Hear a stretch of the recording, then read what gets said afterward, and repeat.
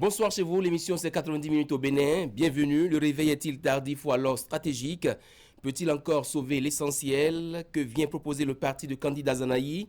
Pourra-t-il passer le cap des 10% retenus du suffrage exprimé pour être éligible à la répartition des sièges? Voilà autant de questions qui se posent depuis hier que le parti Restaurer l'Espoir a passé avec succès l'examen de la conformité à la nouvelle charte des partis politiques en vigueur au Bénin en attendant la publication au journal officiel pour le récépissé définitif, analyse et décryptage de la démarche dans le duel de ce jour. Face à face, Prudent Nasséou, bonsoir Prudent, bienvenue. Merci. Tado FM. La radio se porte bien. Et Eloge Ganaro, le grand matin, bonsoir. Bonsoir bienvenue Herman. Sur ce plateau. Merci beaucoup. Après le parti du Nouveau démocratique, c'est au tour du Mouel Bénin d'échanger avec le chef de l'État, Patrice Talon. De quoi ont-ils bien pu discuter? Qu'est-ce qui peut bien justifier cette série d'entretiens alors même que le Mouel Bénin est présenté comme étant l'enfant marginalisé de la mouvance présidentielle? Chers amis de 90 minutes au Bénin, nous dirons également un mot sur la levée des scellés de l'ancien siège du journal Béninois Libéré, la HAC, qui finalement se conforme à une décision de la Cour suprême rendue il y a 2 ans, ainsi planter le décor. Voici pour démarrer la une de la presse.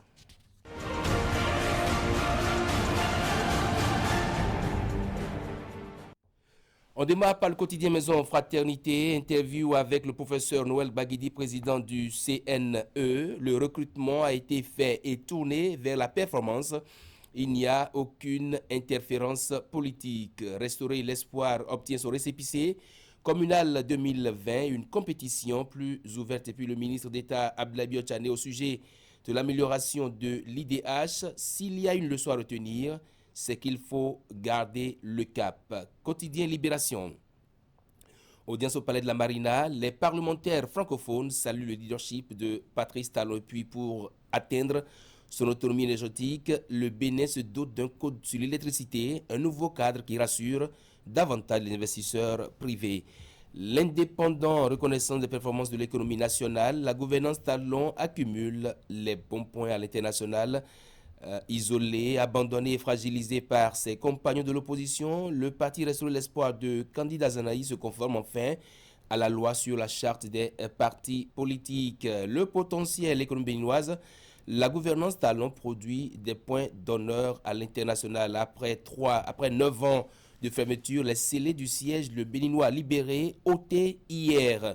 Le progrès, audience au Palais de la Marina, les mérites de Patrice Talon, salués par l'APF. Et puis entretien avec Vincent de Paul Descoun, promoteur agropastoral. Mon rêve est de nourrir l'Afrique. La priorité, évolution de la croissance économique au Bénin, de Yahi à Talon, aucune comparaison.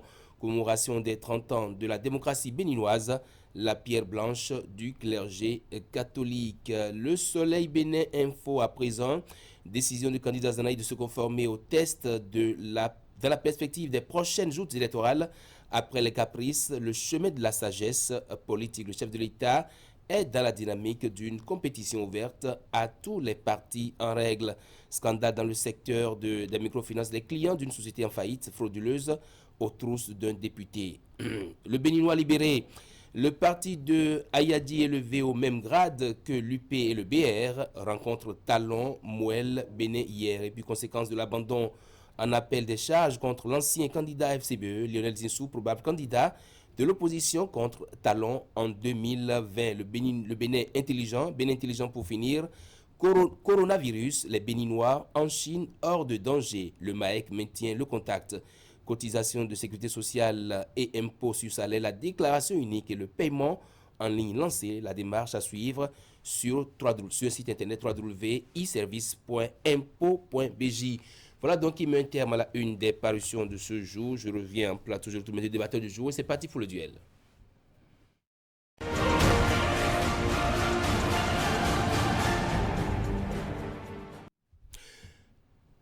J'en parlais tout à l'heure en titre, Eloge Ganaro. Dites-nous, la démarche de Restaurer l'Espoir, est-ce une démarche tardive, stratégique? Moi, je dirais mieux vaut tard que jamais. Mieux vaut tard que jamais dans la mesure où, dans un pays démocratique, nul n'est au-dessus de la loi. D'accord? Quels que soient les clivages politiques, quelles que soient nos différentes positions, quelles que soient nos différentes appréciations par rapport aux conditions dans lesquelles telle loi ou telle loi a été voté, je crois que nous devons nous dire, finalement, il faut se conformer à la loi. C'est la démarche républicaine. Et nous ne pouvons que saluer, n'est-ce pas, l'actuelle démarche du parti Restaurer l'Espoir. Même si elle est venue un peu tard, mais c'est déjà bien. Parce que voyez-vous qu'en matière politique, la solidarité ne va pas jusqu'à certains niveaux. Est-ce que ça dit finalement que la résistance est à l'eau désormais? Vous devez faire le constat avec moi. Le parti FCBE était bien dans la résistance. Avec l'ancien président Nicéphore Soglo, le parti Restaurer l'Espoir et consort. Mais aujourd'hui, avant le parti Restaurer l'Espoir, le parti FCBE s'est conformé aux démarches administratives et à tout ce qu'il faut faire pour obtenir son récépissé. D'accord? Donc il n'y a pas eu de solidarité à ce niveau. Pour dire que nous sommes des résistants et par conséquent, il faut s'asseoir et ne pas aller aux élections et ne pas remplir les formalités qui doivent nous permettre de nous conformer à la charte des partis politiques et avoir cet instrument, cet outil important sans lequel nous ne pourrons pas vraiment jouir de nos droits en matière électorale et dans d'autres domaines. Donc la solidarité dans l'opposition ne signifie pas, parce que vous voyez le parti FCBE, au début, je voudrais vous rappeler, les Paul Rompé, les Théophile Yarou, ils sont les premiers à mener cette démarche-là. Il y a eu la polémique, la attaques qu'on mais c'est des traîtres, ils ont fait ceci, cela, le président ne peut pas être d'accord. Vous avez été témoin des derniers événements. Le président Yahi a essayé de la réconcilier et aujourd'hui, le parti FCBE est dans la danse. Justement, le parti Restaurer l'Espoir est en train aussi de leur emboîter le pas. Nous ne pouvons que nous réjouir et ça augure, n'est-ce pas, d'une élection pacifique et transparente, de mon avis. Président, pour qui connaît un peu le soubassement de la résistance et qui voit aujourd'hui qu'effectivement après le FCBE, il y a Restaurer l'Espoir qui veut aussi se conformer au test, est-ce qu'il n'y a pas quiproquo à ce niveau? Le quiproquo, il faut le rechercher au niveau des traîtres, parce que le président du parti Restaurer l'Espoir est quand même un idéaliste convaincu. Il est accroché à un certain nombre de visions, de valeurs qu'il défendait au niveau de la résistance. Et dans la résistance aujourd'hui, il y a des gens qui sont étiquetés. Et ces gens-là, ce ne sont pas les premiers qui sont en vue, notamment l'ancien président ou les anciens présidents Bouniaï et Nicéphore Dieudonné Soglo. Parce que vous savez, quand on parle de la résistance, il faut voir les personnalités fortes qui conduisent la résistance, puisque la résistance se fait au niveau de quelques personnalités ou autour de quelques personnalités. Et les autres personnalités de la République gravitent autour de ces personnalités fortes, notamment les anciens présidents de la République, Bouniaï et Nicéphore Dieudonné Soglo. Jusqu'à aujourd'hui, ces deux-là, je pense qu'ils sont toujours dans la résistance, même si à un moment donné, on a eu un certain nombre de dérives qui ont permis quand même à ce que la justice s'en saisisse pour interpeller l'ancien président. Et tout ça, je crois, a ralenti un peu les ardeurs à ce niveau, même si on a constaté que l'ancien président Nicéphore Soglo a continué sa verve contre le régime en place. Aujourd'hui, il y a des personnalités qui étaient dans la résistance qui n'ont plus véritablement la crédibilité qu'on leur avait conférée, notamment les Yarou, on ne le dira pas assez. Donc, pour moi, le quiproquo, ce n'est pas au niveau des personnalités fortes. Et évidemment, Candide Azanaï l'a dit, il se replie, non pas parce qu'il n'est plus résistant, mais simplement parce que, à un moment donné, les valeurs défendues n'ont pas été, je dirais, suivies par tout le monde. Du moment où l'ancien président était... Est-ce que votre analyse ne rejoint pas celle proposée par l'autre qui dit que à ce niveau, alors au niveau de l'opposition, on ne fait pas c'est pas, on ne suit pas tout ce qui est proposé. On peut protester, mais dans des limites raisonnables, de façon objective. Refuser, n'est-ce pas, de se conformer à la loi pour jouir de ses droits, ça pose de véritables problèmes. Je crois que c'est ce que certains ont compris et raisonnablement, ils se sont engagés sur la voie qu'il faut et ils ont mené les démarches qu'il faut pour avoir. Parce que, écoutez, on ne forcera personne pour dire, mais allez aux élections. On ne peut pas, ce n'est pas le droit, ce n'est pas une obligation, n'est-ce pas, dans un pays démocratique, de forcer des leaders politiques pour dire, mais vous devez être parti politique, vous devez faire ceci, cela. C'est une question de volonté, n'est-ce pas. Les conditions sont là prévues par la loi. Donc, si vous voulez vraiment être un parti légalement constitué, vous vous conformez à la loi. C'est tout, c'est simple. Oui. Moi, je pense qu'on ne va pas faire le procès des chefs de parti ici, parce que entre les législatives et les élections qui s'annoncent, le gouvernement assouplit les mesures. Il faut qu'on le reconnaisse. Au niveau du ministère de l'Intérieur, on a compris qu'on doit être dans une démarche d'accompagnement que dans une démarche de censure. Et ça, on ne le dira pas assez.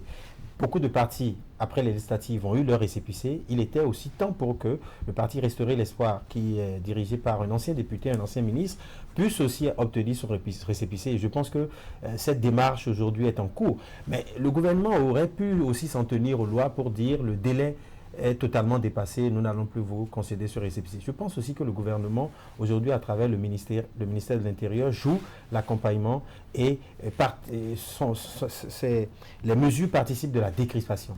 Donc, je pense que le parti Restaurer l'Espoir a saisi la perche, d'autant que, sans ce récépissé, elle n'a pas, cette formation politique, une existence légale. Donc, il est normal que ce parti, vu tous les partis qui l'ont eu, puisse quand même rapidement franchir ce cap-là pour avoir une existence légale. On attend de voir dans la suite ce qu'il en adviendra, parce que au niveau des tests, il y a un certain nombre d'obligations qui sont faites aux partis à travers les sièges régionaux que les partis doivent avoir pour quand même, et ça c'est au niveau des tests que ça doit pouvoir s'observer, les préfets doivent rendre compte de l'existence de ces sièges-là au ministère de l'Intérieur pour que le récépissé obtenu... Est-ce que finalement le réveil du restaurant n'est pas tardif? Pas du tout, parce que vous savez, la capacité d'une formation politique se mesure à l'aune des élections auxquelles elle participe. Et il y a une élection qui s'annonce actuellement. Donc, la vraie valeur de cette formation politique pourra se mesurer à travers cette élection municipale et communale. Luis Galafo, que peut proposer... Oui, allez-y. Pour vous dire que ce n'est pas un réveil tardif. Je viens de dire que mieux vaut tard que jamais, n'est-ce pas? Et il y a un auteur qui dit le plus important aux Jeux Olympiques n'est pas d'y vaincre, mais d'y prendre part. Car l'essentiel dans la vie n'est pas tant de conquérir que de lutter. Donc moi je pense que c'est la lutte qui est importante. C'est pas un réveil tardif. Parce que une façon politique, si chaque parti politique doit dire il faut que je sois sûr de gagner, il faut que j'ai l'assurance que je dois gagner avant de se conformer à la loi et avant d'aller aux élections, mais c'est pas possible. Vous voulez dire maintenant qu'il y a des conditions. Ce n'est pas... Est-ce que vous pensez, le certificat, ça ne veut pas dire que tout est gagné. Est-ce que vous pensez à cette date-là que Restaurer l'Espoir peut encore se mettre totalement en règle vis-à-vis des tests qui sont possible. Je ne suis pas aussi pessimiste pour dire que non, tout est fini pour Restaurer l'Espoir. Non. Ça dépend de leur force de mobilisation. Ça dépend du travail qui est fait sur le terrain. Oui. On ne va pas à la guerre sans armes, on se prépare.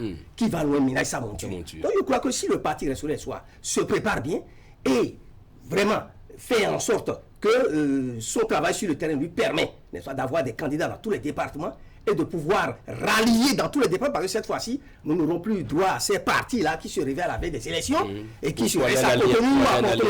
Oui, tout à fait. Désormais, le parti est national et doit avoir des candidats dans tout ce qu'il y a comme arrondissement. Tout à fait. Les 10% du suffrage en question. Une fois que sinon, c'est difficile. Oui, voilà. prudent. Non, ben, chaque parti joue toutes ses chances, parce que c'est une élection qui s'annonce inclusive. Et les mesures aussi sont assouplies au niveau des candidatures. Donc, on espère que chaque parti fera un travail de fond qui lui permettra de se faire valoir dans la balance de la répartition des sièges. Parce que, pour moi, il ne suffira pas de participer.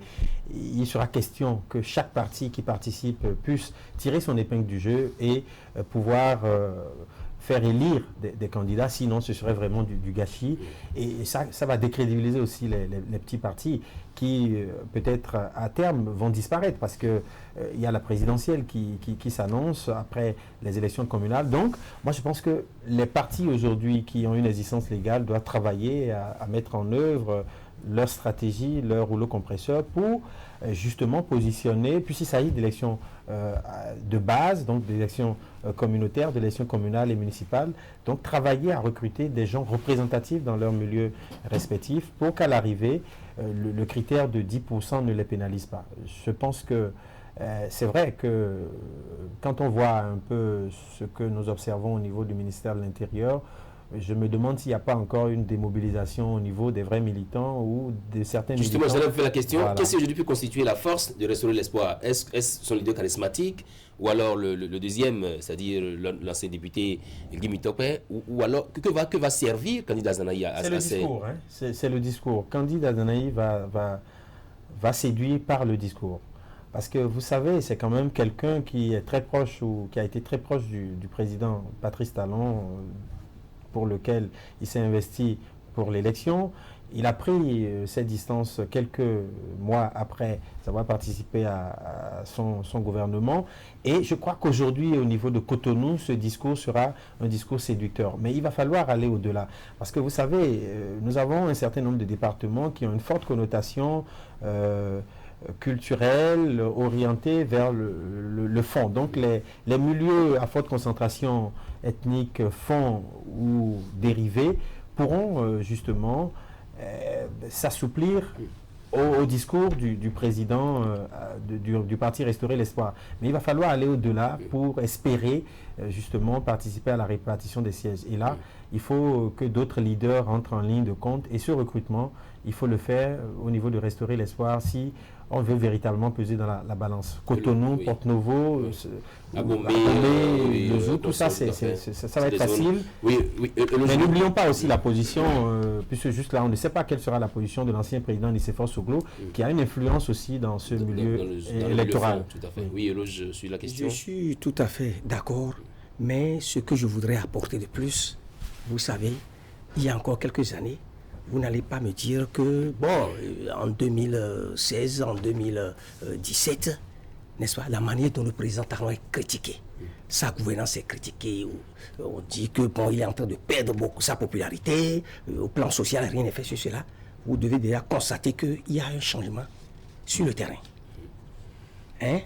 Dire que rien n'est fait, le pays est pauvre, c'est la misère, rien n'est fait, je crois qu'il y a déjà quelque chose qui change. Donc, si le discours doit être axé uniquement sur les dénonciations, d'accord, sur la personne du président Talon, qui sera la bête à abattre à tout prix, ça ne peut pas marcher. Il faut du concret, n'est-ce pas? C'est bien qu'il y ait des critiques, relever les insuffisances, relever les faiblesses, mais à côté aussi, il faut être objectif en reconnaissant les efforts qui ont été faits par le gouvernement, les efforts qui ont été faits par le gouvernement et son chef. D'accord? Je ne veux pas dire qu'on tienne des propos partisans. Non. Est-ce que vous imaginez le scénario? Oui, est-ce que vous imaginez le scénario selon lequel le candidat sur le terrain se met à louer Patrice Talon pour ses efforts? Est-ce qu'on peut imaginer ce scénario-là? Ah là, c'est difficile, je ne peux pas le dire. S'il veut être objectif, d'accord, tel qu'on le connaît, candidat Zané n'a pas sa langue dans sa poche. Il n'a peur de rien, il critique, il relève les insuffisances, il dénonce. Il va le faire. Mais s'il veut être objectif, il va dire, mais à côté, je reconnais qu'en matière d'insécurité, nous ne vivons pas le même problème qu'il y a 4 ans, qu'il y a 5 ans. Au plan social, l'électricité, l'eau, l'emploi du délestat, nous ne vivons plus les mêmes problèmes. Ça, quelques efforts ont été faits, mais il reste à faire ceci, cela. Voilà. Donc c'est un discours comme ça qu'il faut aller tenir devant les populations. Et non pour dire, le Talon est mauvais, il est ceci, cela, ce n'est pas le chef d'État qu'il nous faut, c'est un dictateur. Non, ça là, on a déjà trop entendu ça. D'accord? S'il y a des insuffisances, il faut les relever, mais il faut aller au-delà et reconnaître aussi, parce que sur le terrain, on a parlé de l'asphaltage, il y a quelques années, écoutez-moi, ça c'est de la démagogie, c'est de l'utopie, ceci, cela.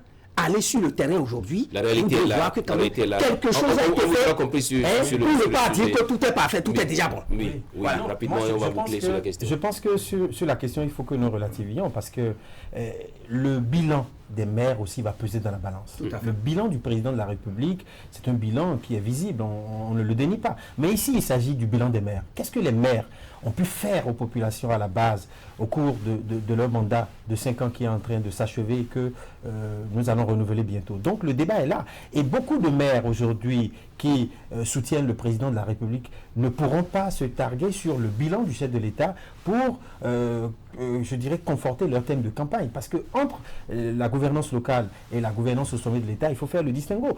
Beaucoup de communes ont fui leur responsabilité. La question des déchets, elle n'a pas été résolue par beaucoup de communes. La question, par exemple, de la praticabilité des voies secondaires, elle n'a pas été résolue. Il y a tellement de questions. Quand je prends la construction des infrastructures marchandes, vous voyez, l'État aujourd'hui est venu en appui aux communes. Or, il s'agit quand même de compétences propres, dévolues aux communes pour lesquelles beaucoup de maires ont échoué. Donc, il y a des maires qui ont usé quand même de leur carnet d'adresses pour impulser le développement local. Et ce bilan-là, moi je pense qu'il va falloir le dissocier du bilan du chef de l'État qui rendra ça veut dire pour vous, le débat sera très ouvert. Très ouvert, naturellement. Très ouvert. C'est bon, on va passer à un autre sujet si vous n'avez pas d'autres sociétés. Oui, il y a que, effectivement, après le PRD de Maître Adnongwedi, il y a le Mouel Bénin qui a été reçu en audience par le chef d'État Patrice Talon. Est-ce que vous comprenez un peu cette démarche-là des deux formations politiques, UPBR, ensuite PRD, Moël Bénin. Alors qu'on croit le Moël Bénin est un fond marginalisé de la mouvance. C'est quoi cette affaire de marginalisé? Marginalisé en termes de quoi? Les autres reçoivent plus de moyens que Moël Bénin? Ou bien en matière, à part les législatives, d'accord? Maintenant, nous évoluons vers les communales. On a estimé que le Moël Bénin n'a pas respecté la consigne du chef, que le Moël Bénin devrait être fondu dans l'UPBR. C'est ce qui se dit sur la toile. Ces genres d'affirmations-là, je me méfie beaucoup. Parce qu'il y a beaucoup de choses qui sont dites, mais après vous voyez autre chose. D'accord? Il faut beaucoup se méfier. Je voudrais revenir un peu pour une seconde, sur l'ancien président Boni Yayi. Qu'est-ce qui n'a pas été dit? Tout à l'heure, mon vis-à-vis parlait de traîtrise et tout ça là. Mais le président Boni Yayi, qui a tenu récemment une réunion en vue de la réconciliation de ses membres, n'a jamais prononcé le mot traîtrise. Et si Paul Rumpe et autres étaient aussi mauvais, c'était des traîtres, est-ce que Boni Yayi accepterait que cela continue le parcours, la lutte politique avec lui? Mais c'est quand même bizarre. C'est bizarre que des gens qui ont eu de telles démarches et qui sont considérés comme des traîtres, contre la volonté, supposons, contre la volonté du président Boni Yayi, le président Boni Yayi aujourd'hui les accepte. Oui. Aujourd'hui, un CBE, c'est d'accord avec moi que bon, quand même le bureau exécutif, mais c'est Yahoo, c'est Paul Rumpe et autres. Alors qu'est-ce que nous en disons? Sur votre plateau ici, nous avons discuté. Quelqu'un m'a dit que non, monsieur, laissez tomber, c'est des traîtres. Yayi Boni n'acceptera jamais ça. Écoutez, il a fini par accepter. Attention, il tente même la réconciliation. Ces genres d'affirmations-là, parlez toujours avec réserve. Alors là, moi, je pense que tout ce qui se passe aujourd'hui, ça va dans le bon sens. Parce que l'opposition, c'est aussi ça. Nous devons nous réjouir parce que nous avons dit, il y a quelques mois, voilà les FCBE qui sont revenus. Les FCBE constituent un parti d'opposition. Tout à fait. Restaurer l'espoir est en train de rejoindre les rangs. C'est une bonne chose. On ne peut pas avoir une démocratie sans l'opposition. Donc nous devons nous réjouir pour dire que tout le reste, mais il y a des partis certainement qui soutiennent la mouvance, soutiennent le pouvoir, place à moi qui vais le dire. Maintenant, s'il y en a qui vont rencontrer le président de la République, mais je ne vois pas le problème que ça pose. Oui, mais ça pose un problème, c'est que c'est effectivement qu'après l'UP et le BR, on s'est dit que bon, voilà, le chef de l'État a choisi déjà ces deux camps et que c'est seulement les enfants qui lui sont restés fidèles. Il a rencontré le PRD et ensuite le Moël Bénin. Non, il y a quand même deux défis qui se jouent à travers les prochaines élections. D'abord, le premier défi, c'est le défi d'une forte participation, parce qu'après ce revers des législatives, il va falloir quand même remonter la pente.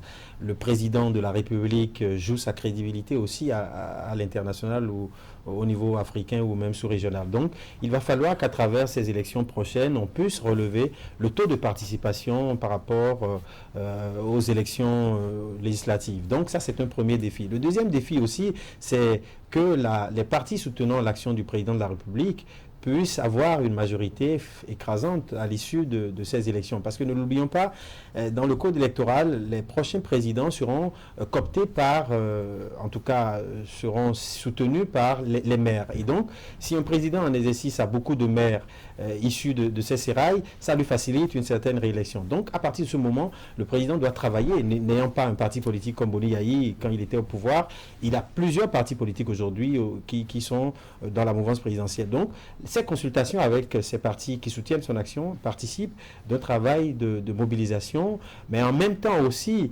d'accompagnement moral pour aller conquérir les communes. Et ça, je pense que ce n'est pas rien et il faut quand même, puisque ces rencontres-là se tiennent hors du palais de la République, il s'agit de consultations à domicile et ça montre quand même la familiarité, je dirais, l'appui moral que le président apporte, la caution morale qu'il apporte à ses chefs de parti, et c'est très important. Oui, mais on a vu Moël Bénin. Je suis de son avis, d'autant plus que, vous savez, il y a quelques mois, certains criaient au scandale. Pour dire, mais comment une majorité à l'Assemblée nationale, on dit, mais tel soutien au président de la République, bloc de la majorité présidentielle. Mais ça veut dire quoi ça?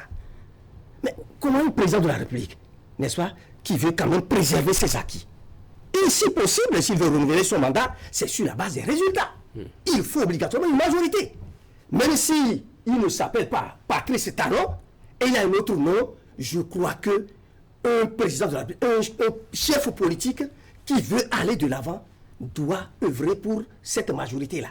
Donc, même si aujourd'hui, Patrice Talon ne peut pas compter uniquement sur l'UP et le BR, le PRD, le parti de Claudine Présidence et bien d'autres, si c'est possible que tous ceux-là regagnent les rangs, tous ceux-là soutiennent la mouvance, mais il ne va pas cracher là-dessus. C'est pourquoi il dit chacun devra se donner les armes qu'il faut pour aller à la conquête du pouvoir. On ne s'assoit pas pour dire tout est bon. Je crois que vous êtes en train de faire un travail. Vos adversaires sont là dans une démocratie. Ils ont le devoir de vous suivre, de vous critiquer et de lutter aussi pour vous arracher le pouvoir. Donc, je crois que ce qui est bien pour vous, c'est de travailler, de mobiliser le plus grand nombre à votre cause. Et vous pensez même si c'est possible, c'est possible même de rallier des partis de l'opposition, pourquoi ne pas le faire? Vous allez trouver ça bizarre. Si c'est possible, allez même rallier ceux qui sont de l'opposition. C'est là où on verra votre force de mobilisation. Et là, vous allez avec la plus forte chance pour gagner les élections. C'est ce qu'il faut. Donc, ces rencontres des partis, le PRD, Moël Béné avec le pouvoir, je crois que c'est une bonne chose. Et il faut aller au-delà. Il faut donc voir désormais dans les démarches entre Moël Béné et PRD que la pomme gâtée des législatives est jetée et que désormais tout va plus récemment qu'on appelle le parti dynamique unitaire est allé rencontrer le président Boni Yahi. Présidé par Houré, non? Houré. Oui. Voyez-vous, tout ça là, c'est bien. S'il y a d'autres partis, il n'y a plus question d'alliance. Alliance où les plus faibles ou les paresseux, les fainéants politiquement, ils vont se réfugier, se cacher sur les plus forts pour après demander des postes ministériels et ceci, là. Non, il n'y a plus ça.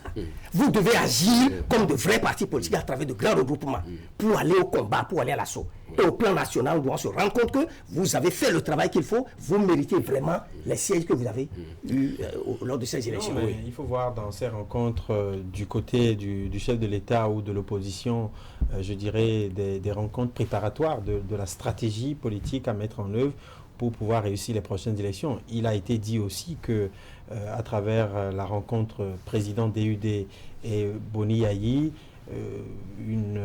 des propositions ont été faites dans la mesure de coopter des candidats qui seraient recalés éventuellement par le clan Rumpé sur la liste. Donc, c'est autant de stratégies qui se peaufinent actuellement pour qu'à l'arrivée, les forces de l'opposition puissent aussi tirer leur épingle du jeu, puisque l'animation de la vie politique leur incombe, et ces élections-là sont des élections majeures, surtout quand on considère que les législatives n'ont pas été inclusives. Donc chaque parti aujourd'hui veut travailler à avoir une certaine majorité pour se faire une place sur l'échiquier politique national, puisque la force des partis se mesure par rapport aux élections, aux dernières élections surtout. Parlons à présent de nous-mêmes. Je vais évoquer le cas du Béninois libéré. Son siège qui était mis sous scellé, les scellés ont été levés. Comment avez-vous accueilli cette information? Non, il faut que cela arrive et que ça ne mette pas du temps. Nous n'allons pas passer tout notre temps à dire fermeture de journal, de quotidien, de radio, tout ça là. D'accord? Pour qu'on dise que la liberté de presse, ça n'existe que de nous, mais nous, ça n'existe même pas. Non. Il faut que chaque institution joue son rôle. D'accord? S'il y a des mesures à prendre, les prendre à temps. On aurait pu le faire plus tôt. Les institutions comme la HAC sont là pour nous protéger. La décision a été prononcée par la Cour suprême. Tout à fait. La HAC est là pour nous protéger. Mais c'est vrai que la HAC doit également nous obliger à respecter les règles, les textes qui nous régissent, pour que nous travaillions, nous, acteurs des médias, de façon professionnelle. D'accord? Mais si, à côté des mesures qu'on doit prendre contre nous, quand nous violons les règles, nous violons les textes, il faut pouvoir également nous protéger. Donc c'est en ce sens que je dis que fermeture de radio, fermeture de quotidien, ceci, cela, il faut le faire, n'est-ce pas, dans le strict respect de la loi. Si réellement il y a des raisons pour... Mais nous ne souhaitons même pas que par moment, tout le temps on parle de fermeture de radio, ceci, cela. Mais nous-mêmes, nous avons un devoir, nous avons une responsabilité. Je crois que si nous faisons l'effort, nous-mêmes, professionnels des médias, les organes de presse, les promoteurs d'organes, le code de l'information de la communication, tous les textes qui nous régissent, si nous faisons l'effort de respecter ces textes-là, nous aurons joué notre partition, nous allons éviter ça. Mais les institutions, ça, il ne faut pas le mentir, il ne faut pas mentir, excusez-moi, la HAC, nous avons déploré vraiment certaines mesures où c'est le président seul, cette HAC-là, bon, elle vient de s'installer. Nous allons voir ce qui va se passer. Mais par le passé, nous avons été déçus par le comportement de certaines institutions. Oui, président, il y a que la HAC se décide à se conformer finalement à une décision de la Cour suprême, mais 2 ans après, 2 ans. Non, il faut quand même déplorer que ça fait quand même près de 8 ans que cette entreprise de presse est fermée.